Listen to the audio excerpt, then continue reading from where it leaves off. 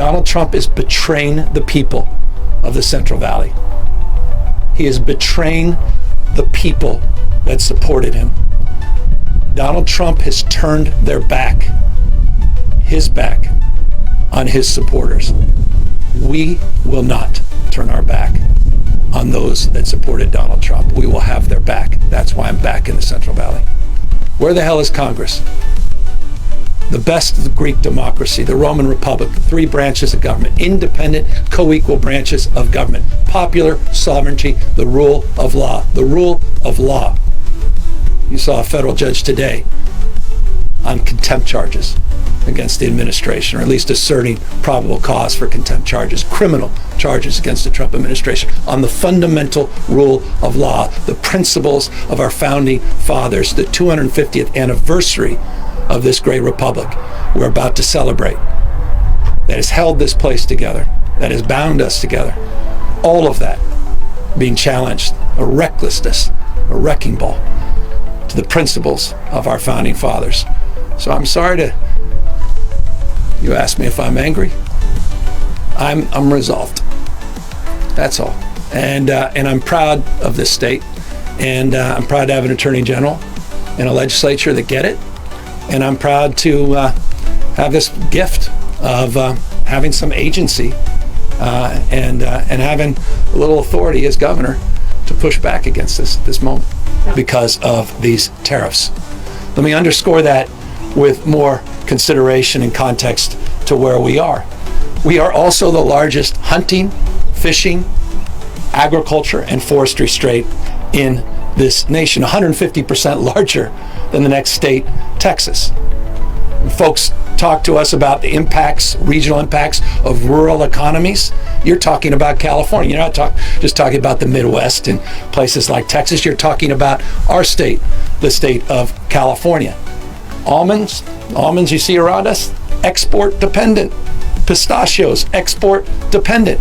Dairy, export dependent. In fact, 43% of almonds and pistachios and dairy are export dependent in the state of California. Few industries will be hammered more than the toxic uncertainty of these Trump tariffs. The impacts, what more evidence do you need? Check your 401k. Check your portfolio. If it includes Nvidia, you should check it right now. Nvidia, the great California company, one highlighted by this same Trump administration over the course of the last 24 to 48 hours, just got hit today with a $5.5 billion charge. Great California company got hit with a $5.5 billion charge, sending the markets to tumble yet again today. NASDAQ down over 2% as I speak. The uncertainty is pronounced and it is profound in the state of California.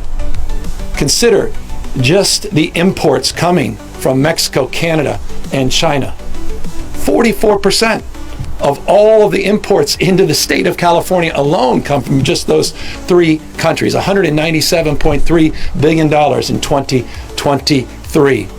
The impacts of these tariffs, particularly on those 3 countries, disproportionately impact the state of California. Across the spectrum, the impacts are off the charts. We talk about regional disparities. The impact in counties like this, counties like Kern, rural parts of the state will be outsized. It's not just the coast and technology. Think about the impacts already in the mega region of Baja and San Diego. Chris, you were talking about the integration of supply chains and a deeper appreciation and understanding that decades and decades forming relationship, building trust, manufacturing one side of the border, assembling on the other side of the border. You think about the impacts, the automobile industry, electronics, aerospace, in our state alone, disproportionate impacts. So California, why California? Well, that's why. No state is poised to lose more than the state of California. So that's our state of mind. And that's why we're asserting ourselves on behalf of 40 million Americans. And I imagine if you caucus those 40 million Americans, you'd find few, I don't care where they were in the last election, that are celebrating this uncertainty, that are celebrating the largest tax increase in modern U.S. history. In essence, a sales tax. In essence, a sales tax, a regressive sales tax that hurts working folks, that hurts poor folks, that hurts hardworking folks like Christine and those that Chris represents disproportionately. This is recklessness at another level. The geopolitical impacts are outsized. The trade impacts are outsized, not just the economic. That's why we were up in Canada making a case anew to try to encourage Canadians. What the hell do we have on the Canadians? Mocking people in another country, one of our great partners? Talking about being a 51st state? The fact that we had to invest in advertising up in Canada and encourage people to come to the great state of California, where 2 million Canadians visited last year, is a sign of the times, a testament to the moment we're living in. We're 2,000 miles away from Washington, D.C. We're a world away from the values that are emanating out of the White House. Again, that's why we're here. That's why we are asserting ourselves. I can't imagine anything more unifying for a state at this moment than stepping up as we're stepping up here today on this critical issue. So I just, again, want to thank the Attorney General, who's not been timid. He mentioned 14 lawsuits. We overall have 15 when you had the one he wasn't directly involved in. I want to thank him, and I want to thank the legislature. Don't forget, we did a special session, seems like a lifetime ago. It was just a few months ago, saying we have an open hand, not a closed fist. And it was a sincere sentiment. We didn't want to go down this path. We were hoping we didn't need to go down this path, but we prepared to go down this path. And so I'm grateful not just to the Attorney General, but to all of those members of his staff that he called out. I want to thank them for their partnership, their stewardship, the legislature, the same, for recognizing the severity of this moment. We talk about angles, we talk about, stupidity.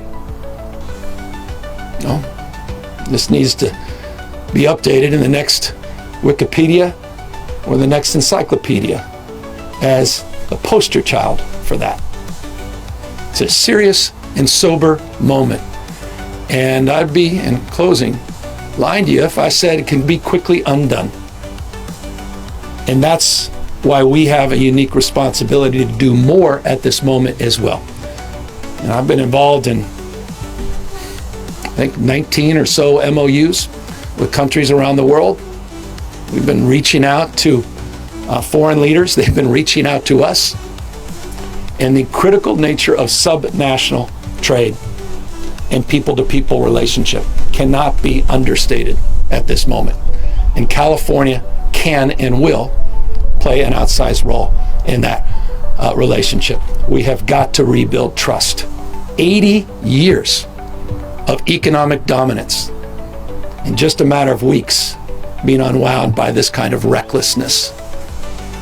And so we are here very mindful of the anxiety that this has imposed on all of you, and very mindful of our role and responsibility at this moment, not to be bystanders, and try to shape this debate and shape this conversation. And this lawsuit is a meaningful and justifiable effort to do just that, to be accountable at this critical moment in not just California history, but American and world history.